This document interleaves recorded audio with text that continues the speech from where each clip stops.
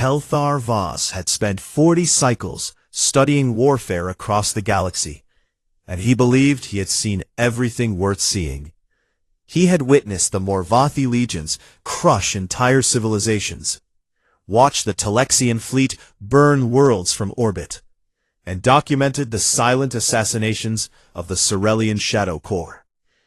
He considered himself an expert on violence in all its forms, which made his assignment to observe the human contingent feel like a punishment rather than an honor. The transport vessel hummed as it descended through the atmosphere of Nexara 7, carrying representatives from 12 different species toward the contested surface below.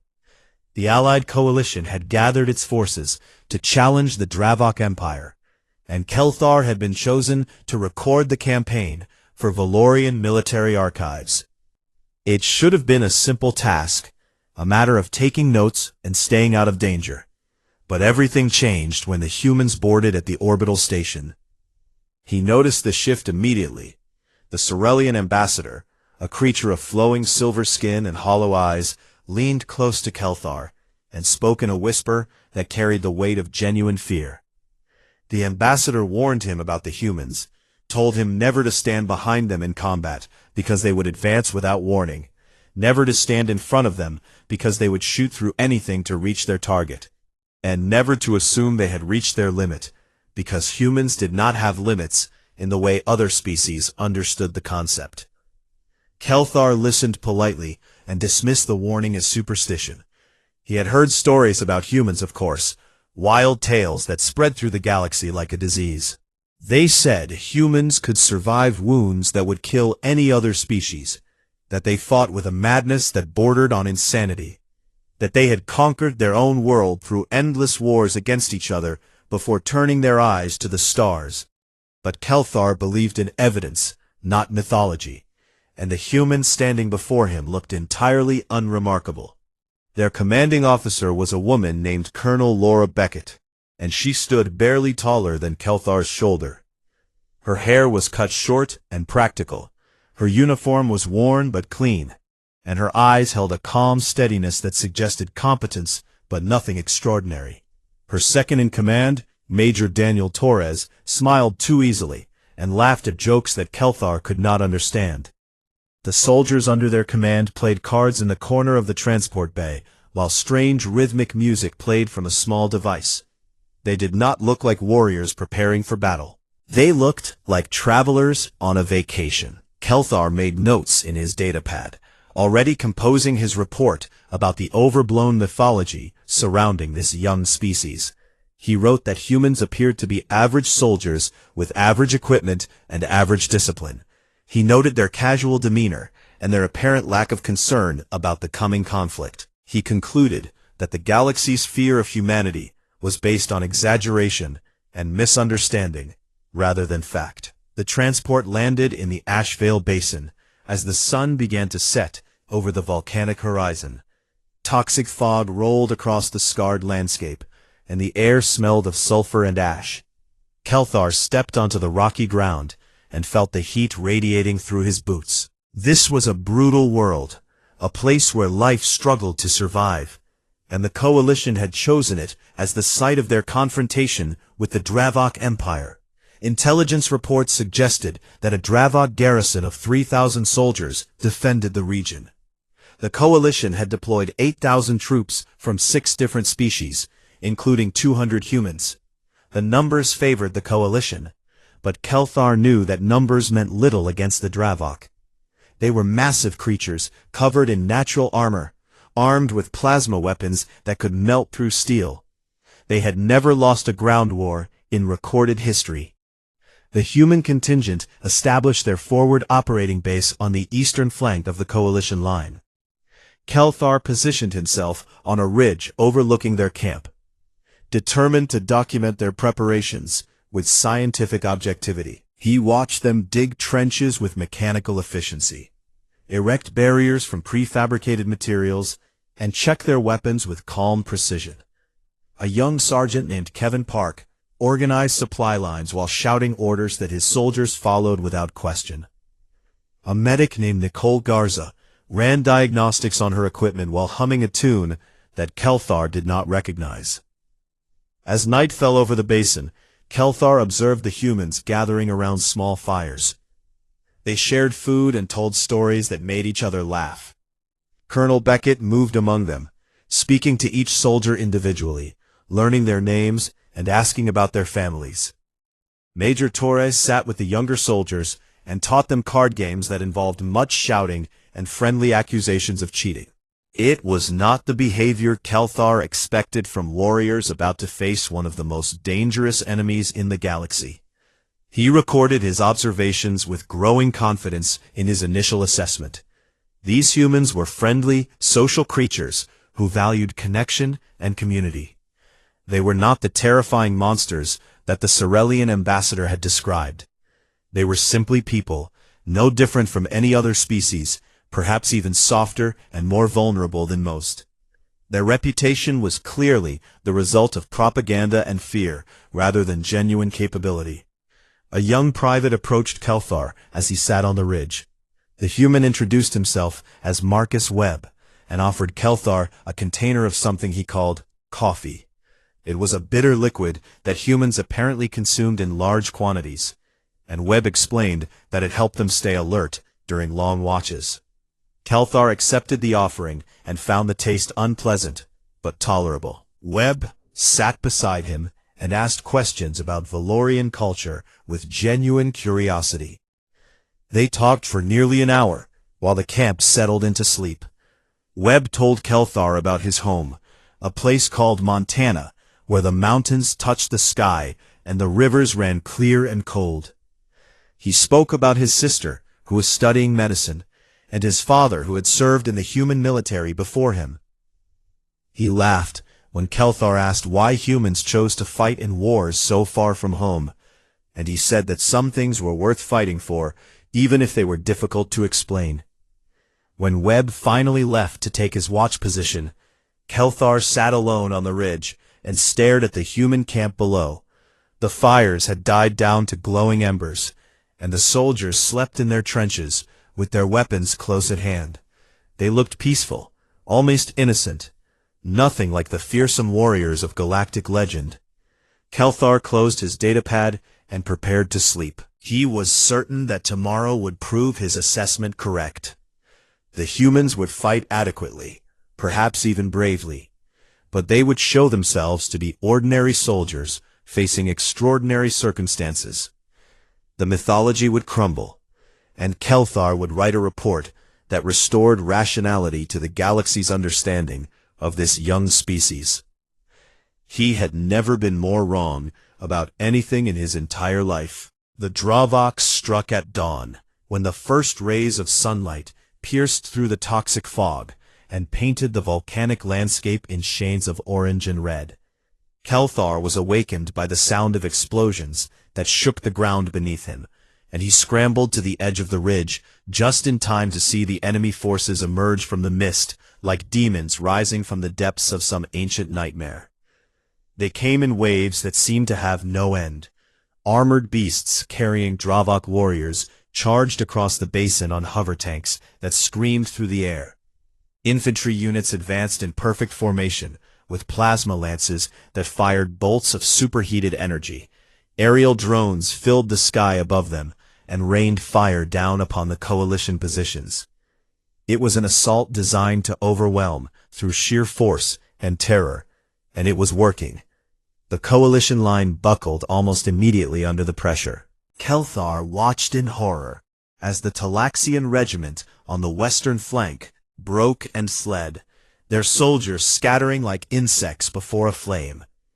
The Morvathi heavy infantry, legendary throughout the galaxy for their endurance and strength, crumbled under the sustained assault and began a desperate retreat toward the secondary positions. Screams filled the communication channels as units reported catastrophic losses and begged for reinforcement that would never arrive. Kelthar turned his attention to the human position on the eastern flank. They were exposed now, with no friendly forces to protect their sides, outnumbered by enemies who sensed weakness and pressed their advantage. He expected to see them retreat like the others, to fall back and preserve what remained of their small force. It was the logical choice, the rational response to an impossible situation. Instead, Colonel Laura Beckett stood in the center of her line and gave a single command that crackled through the radio. She said 2 words that Kelthar would never forget: "Hold the line." And the humans held. Kelthar watched in disbelief as the human soldiers dug into their positions and refused to give ground. They fired their weapons with disciplined precision, each shot finding its target, each movement coordinated with their comrades. When a Dravok charge threatened to break through on the left side, Sergeant Kevin Park led a squad forward to meet them with close-quarters ferocity that stunned the attackers. When the barriers fell under plasma fire, the humans used the burning wreckage as cover and kept fighting. Private Marcus Webb, the young man who had shared coffee with Kelthar the night before, charged into a group of Dravok soldiers who had breached the perimeter. He was bleeding from wounds on his arm and leg, but he moved with a speed and violence that seemed impossible for someone so injured. He killed 3 enemies before dragging 2 wounded comrades back to safety, and then he picked up his weapon and returned to the line without hesitation. Nicole Garza, the medic who had been humming tunes in the camp, worked in the chaos of the battlefield with steady hands and a calm voice. She treated wounds while plasma bolts screamed overhead, pulled soldiers from collapsed trenches while the ground shook from explosions, and never once showed fear or panic. When a Dravok warrior broke through and charged toward the medical station, she drew her sidearm and shot it twice in the head before returning to her patient without missing a beat. The battle raged for hours as the sun climbed higher in the sky and the fog burned away to reveal the full scale of the carnage. Kelthar could see the entire basin now. See the scattered remnants of coalition forces fleeing toward the extraction points. See the Dravok advancing across the volcanic plain with confidence born from easy victory. But the eastern flank remained solid, a single point of resistance in a sea of defeat. Major Daniel Torres moved through the human positions with impossible calm, adjusting defensive formations, redirecting fire toward critical targets, and speaking words of encouragement to soldiers who should have been too exhausted to continue. He found moments of humor even in the darkness, making jokes that drew tired laughs from his troops and reminded them that they were not alone. Kelthar had dismissed him as a fool the day before, but now he understood that Torres was something far more dangerous, a leader who made his soldiers believe they could not lose.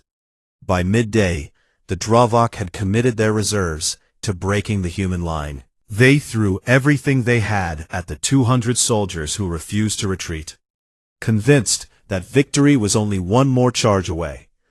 But each wave crashed against the human defenses and broke apart, leaving more bodies on the ground and more doubt in the minds of the attackers. The humans were not supposed to be this difficult to kill.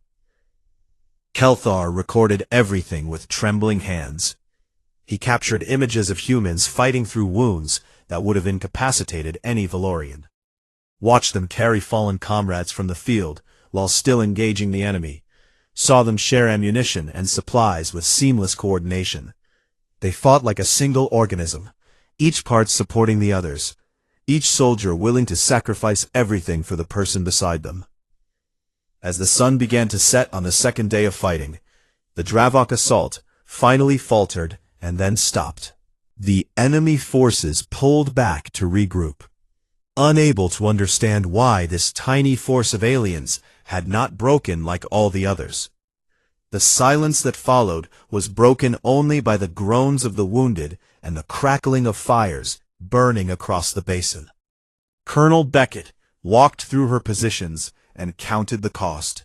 The humans had lost 43 soldiers, nearly a quarter of their force. The survivors were exhausted beyond measure, their ammunition nearly depleted, their bodies covered in wounds and burns. By any reasonable calculation, they should have been destroyed. Instead, they had killed over 600 Dravok warriors and held their ground against an assault that had shattered the rest of the coalition. Kelthar descended from the ridge and walked through the human camp in a daze. Soldiers nodded at him as he passed, too tired to speak, but still alert enough to acknowledge his presence. He found Marcus Webb sitting against a broken barrier, his wounds wrapped in bloody bandages, a water container clutched in his shaking hands. Webb looked up at Kelthar and smiled, a genuine smile despite everything, and asked if he wanted some coffee. The Valorian observer sat down beside the young human and stared at the battlefield stretching before them. The bodies of the enemy lay in piles around the defensive positions, testament to the violence that had occurred.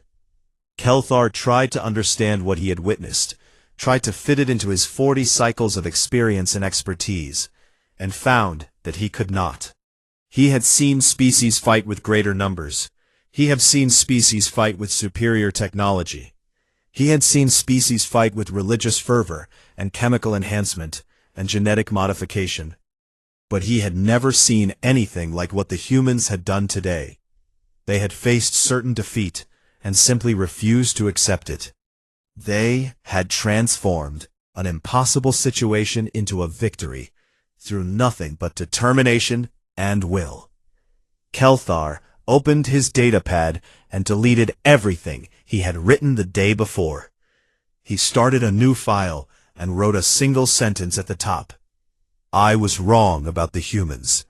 It was only the beginning of his education. The coalition commanders gathered aboard the orbital command ship 3 days after the battle, and the mood in the council chamber was darker than the void of space outside the windows. Holographic displays showed the catastrophic losses suffered across every front, with red indicators marking destroyed units and abandoned positions. The campaign that had begun with such confidence was now teetering on the edge of total collapse. Kelthar attended the meeting as an observer, standing in the shadows at the back of the room, while admirals and generals argued about what to do next. The Talaxian commander demanded immediate evacuation, insisting that further losses would cripple his species for generations. The Morvathi war chief spoke of honor and duty, but could not hide the fear in his voice. The Corellian admiral suggested negotiation with the Dravok, a surrender that might preserve some fraction of their forces. Major Daniel Torres represented the human contingent at the table, and he listened to the debate with an expression of patient attention that revealed nothing of his thoughts. When the Corellian admiral formally proposed retreat, Torres shook his head slowly and said that the humans had a different idea. The chamber fell silent as every eye turned toward the human officer. Torres stood and activated a holographic display that showed the Dravok Command Center, a massive fortress buried beneath a mountain range 50 kilometers from the coalition positions. The facility coordinated all enemy operations on Nexara 7, and destroying it would throw the Dravok into chaos and confusion. Without leadership, their forces would fragment and become vulnerable. The admiral stared at the display with expressions of disbelief and concern. The Morvathi war chief pointed out that the fortress was protected by energy shields, patrolled by elite guards, and accessible only through tunnels filled with automated defenses. No coalition force had ever successfully breached such a facility in the history of their alliance. The plan was not bold, it was suicidal. Torres smiled and replied that his people had done harder things with less. He explained that a human special operations unit was prepared to infiltrate the mountain, disable the shields, and eliminate the Dravok leadership. They would move at night, using the toxic fog as cover, and strike before the enemy knew they were there. It was dangerous, certainly, but not impossible. The debate continued for another hour, with various commanders raising objections and concerns that Torres answered with calm logic and quiet confidence.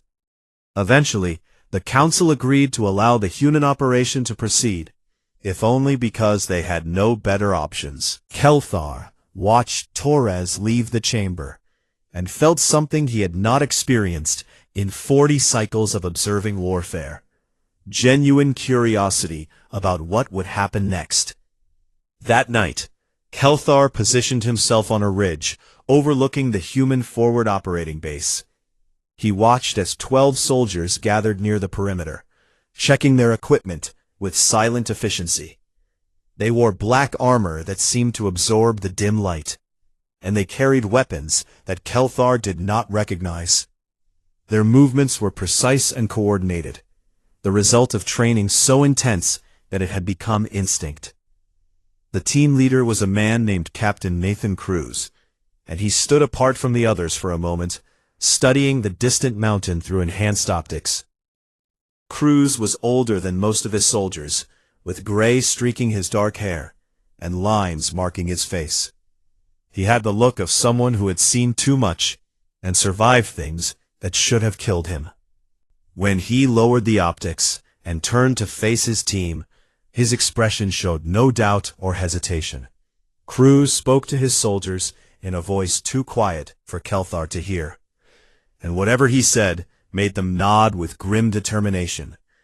There were no speeches about glory or honor, no promises of victory or survival. There was only the mission and the knowledge that they would complete it or die trying. The team moved out into the toxic fog and disappeared within seconds, swallowed by the darkness as if they had never existed. Kelthar waited on the ridge as the hours passed and the night grew darker.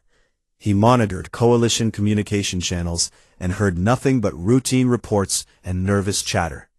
The other species knew about the human operation, but they did not believe it would succeed. They were already planning their evacuation routes and composing messages to their home worlds.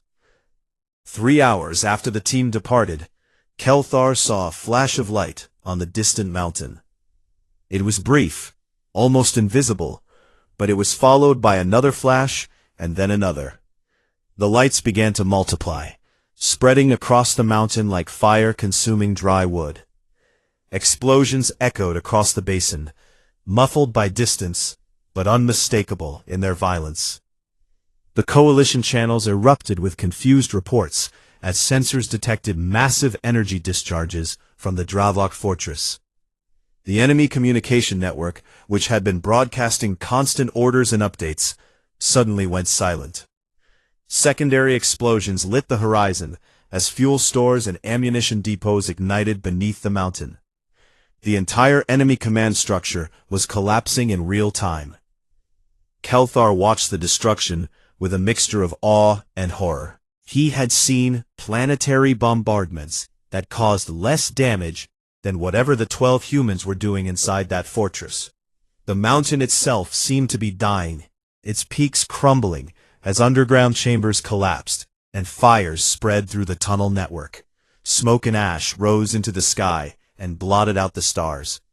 6 hours after the mission began, a single figure emerged from the toxic fog at the edge of the human camp. It was Captain Cruz, carrying a wounded soldier over his shoulder, while blood dripped from wounds across his body. Behind him came 7 more survivors, each one helping another, each one bearing the marks of intense combat. 4 members of the team had not returned, their bodies left somewhere in the burning ruins of the Dravok fortress. Colonel Beckett met Cruz at the perimeter and took the wounded soldier from his arms. She asked for a report, and Cruz answered in a voice hoarse from smoke and exhaustion. He said the mission was complete. The enemy leadership was eliminated, and the coalition could proceed with the ground assault whenever they were ready. Then he sat down on the rocky ground and closed his eyes. Kelthar descended from the ridge and walked through the human camp. The soldiers who had waited through the long night were now celebrating with quiet intensity, embracing the survivors and mourning the fallen. Nicole Garza worked on the wounded with desperate urgency, while Kevin Park organized water and supplies for the exhausted operatives. It was chaos and relief and grief all mixed together. The Valorian observer stopped beside Captain Cruz and looked down at the man who had just accomplished the impossible. Cruz opened his eyes and met Kelthar's gaze with an expression that was impossible to read. The captain did not look like a hero or a legend. He looked like a tired soldier who had done his job and lost friends in the process. Kelthar asked Cruz how they had done it, how 12 soldiers had destroyed a fortress that should have been impenetrable. Cruz was silent for a long moment before answering. He said there was no secret and no trick. They had simply refused to fail, because failure meant their friends would die. When the mission mattered more than survival, everything became possible. Behind them, the Dravok mountain continued to burn against the night sky, a monument to human determination, and a warning to anyone who thought they understood what this species was capable of achieving. Kelthar finally began to comprehend why the galaxy feared humanity. The destruction of the Dravok command center threw the enemy forces into chaos, but it did not end the war. Intelligence reports indicated that 15,000 Dravok warriors had consolidated their positions in Nexera Prime, the capital city of the contested world. They had fortified every street and building, transforming the urban landscape into a killing ground that would claim thousands of coalition lives. The battle was far from over. The coalition had fewer than 5,000 soldiers remaining after the disasters of the opening campaign. Several species withdrew entirely, citing losses that their governments considered unacceptable. The Talaxians departed first, followed by 3 other contingents that had lost faith in the possibility of victory. What remained was a broken alliance held together by desperation and the faint hope that something could still be salvaged. Not only did they stay, but Colonel Laura Beckett requested permission to lead the assault on Nexera Prime. When the coalition commanders hesitated and questioned her judgment, she pointed out that her forces had sustained the highest casualties and achieved the highest kill ratios of any unit in the entire campaign. Her soldiers had earned the right to finish what they had started, and she intended to see it through to the end. Kelthar attached himself to the human battalion as they prepared for the advance. He had started this journey as a skeptical observer, but now he felt compelled to witness whatever came next. The humans had already shown him things that challenged everything he believed about warfare and survival. He needed to understand how far they could go. The march to Nexera Prime took 2 days across the volcanic wasteland. Kelthar walked beside Marcus Webb, who had refused evacuation despite his wounds. The young soldier talked about his home and his family, about the mountains of Montana and the rivers that ran clear and cold. He spoke about the future as if he expected to see it, as if the coming battle was just another obstacle to overcome, rather than a likely death sentence. Lieutenant Kevin Park, recently promoted after the death of his superior officer, coordinated the advance with tireless efficiency. He had not slept more than 2 hours at a stretch since the campaign began, but his eyes remained sharp and his voice remained steady.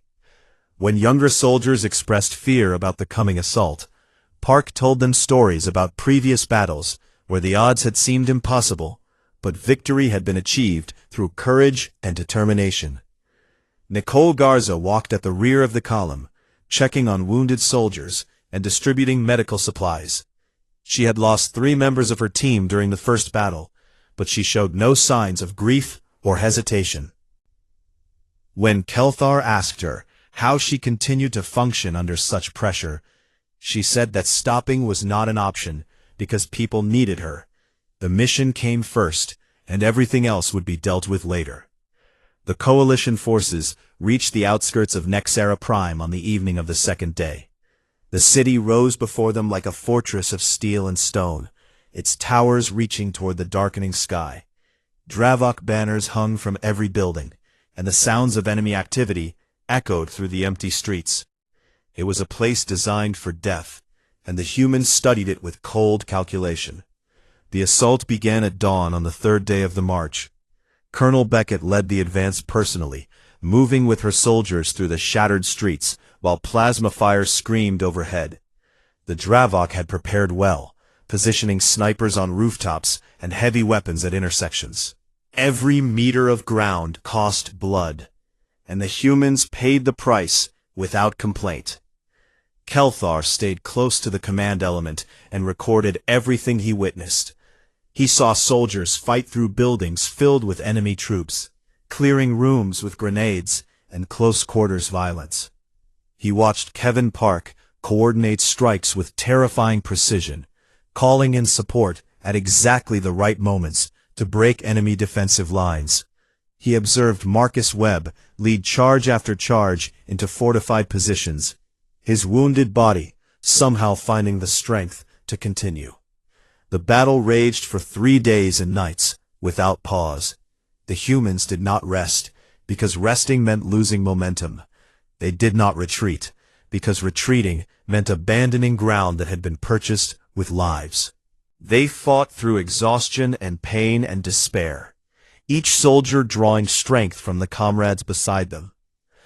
On the second night of the assault, a Dravok counterattack nearly broke the human line. Enemy reinforcements poured through a breach in the coalition perimeter, threatening to surround and destroy the forward elements. Kelthar watched as Colonel Beckett rallied her soldiers with nothing but her voice and her presence, standing in the open while plasma bolts struck the ground around her feet. Nicole Garza performed surgery in a bombed-out building, while artillery shook the walls and dust fell from the ceiling.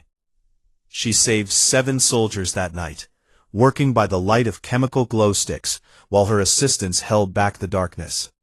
When the building finally collapsed, she dragged her patients to safety and set up a new station in the rubble. A young soldier named Katie Vance found Kelthar during a brief pause in the fighting. She was barely old enough to be called an adult, with wide eyes that had seen too much in too short a time. She asked Kelthar if he thought they would survive, and the Valorian did not know how to answer. Colonel Beckett approached before Kelthar could respond. She looked at Katie with an expression that combined compassion and steel in equal measure. She told the young soldier that they were not there to survive. They were there to win, and survival would come after victory. It was not a promise or a comfort. It was simply the truth as humans understood it. Katie nodded and picked up her weapon. She returned to her position on the line without another word. Kelthar watched her go and felt something shift in his understanding of what he was witnessing. The humans cheered, despite their exhaustion and their wounds and their dead. They loaded their weapons and checked their equipment and prepared for another day of horror. They attacked at dawn with the same ferocity they had shown from the beginning, as if the previous days of carnage had not diminished them at all. By the afternoon of the 3rd day, the Dravok defenders began to surrender. They emerged from their fortifications with empty hands and terrified expressions, unable to comprehend the enemy that had broken their spirit. The humans accepted their surrender with professional courtesy, securing prisoners and establishing order in the conquered districts. Kelthar stood on a rooftop overlooking the central plaza of Nixera Prime and watched the Dravok command flag come down. Human soldiers raised the coalition banner in its place, while their comrades stood in formation below. They had won against impossible odds, paid a terrible price, and emerged victorious through nothing but their refusal to accept defeat. The Valorian observer began to understand that the galaxy's fear of humanity was not superstition or exaggeration. It was simple recognition of what this species was capable of achieving when they decided that something mattered enough to die for.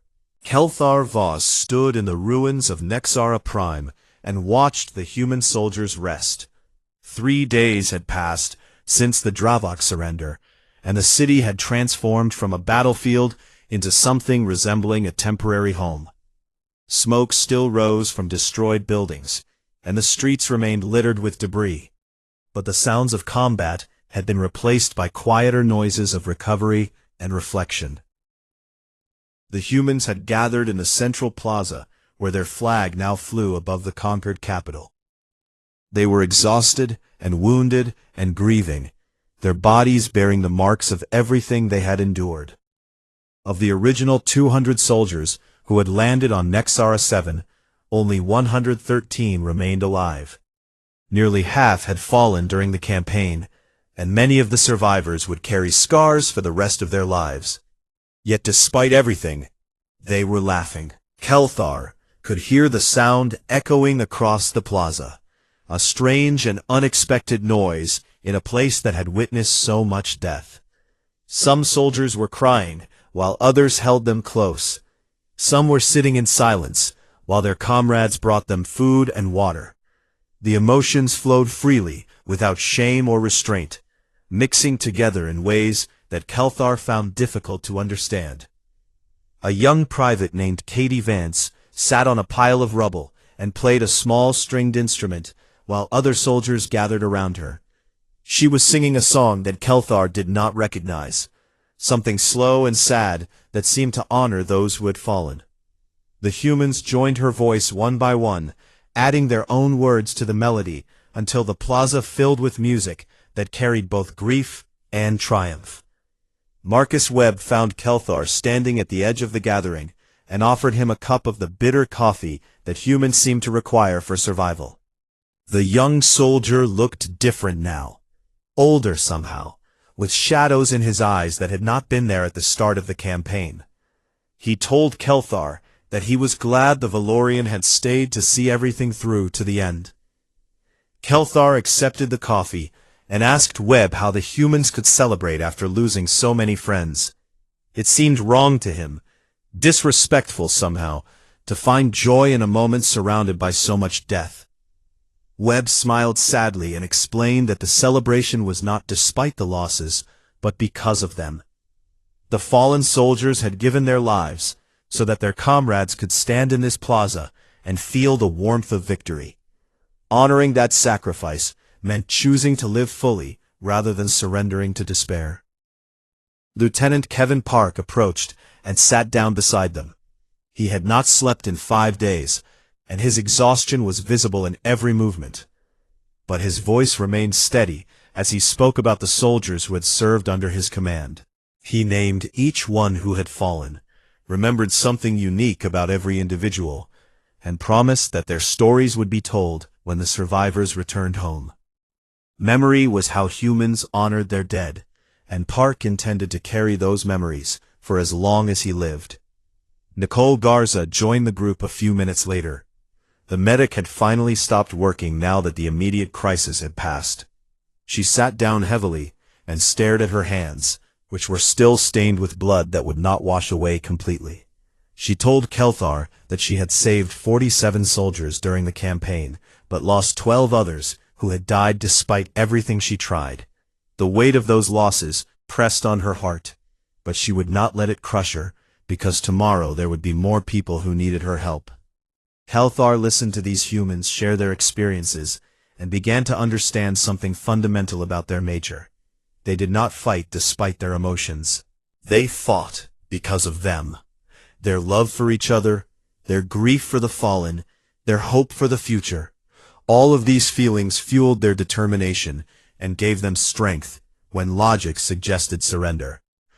They had transformed weakness into power through nothing but the choice to care deeply about things beyond themselves.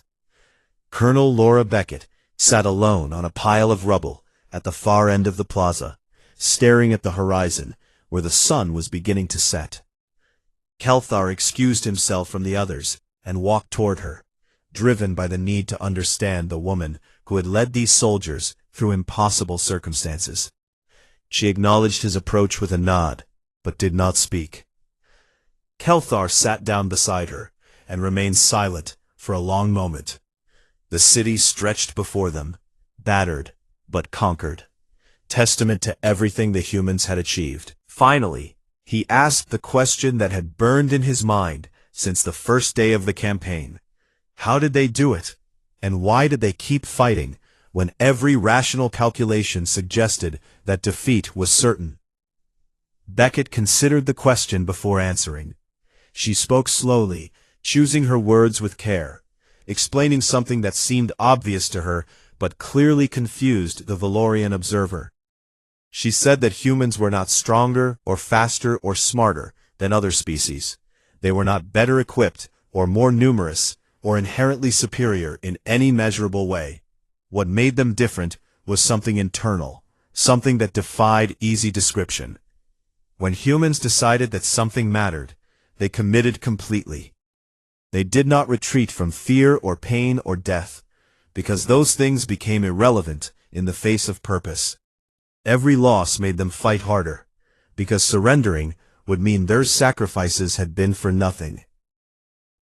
Every setback made them more determined because giving up was simply not acceptable, when the alternative was letting down the people they cared about. Other species fought to survive, Beckett explained, and there was nothing wrong with that instinct. Survival was natural and reasonable. But humans had learned across thousands of years of brutal history that survival alone was not enough. Sometimes the things worth having required risking everything, including life itself.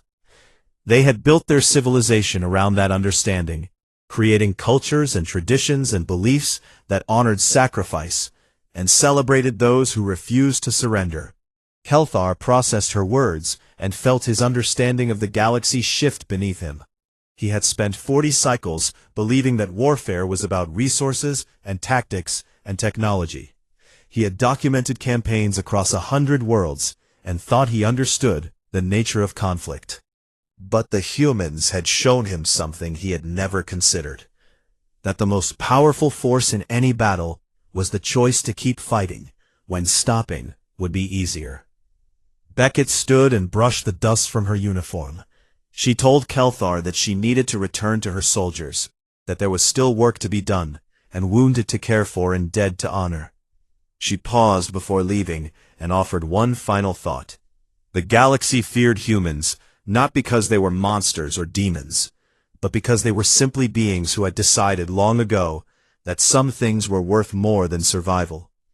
Anyone who understood that truth knew better than to stand in their way.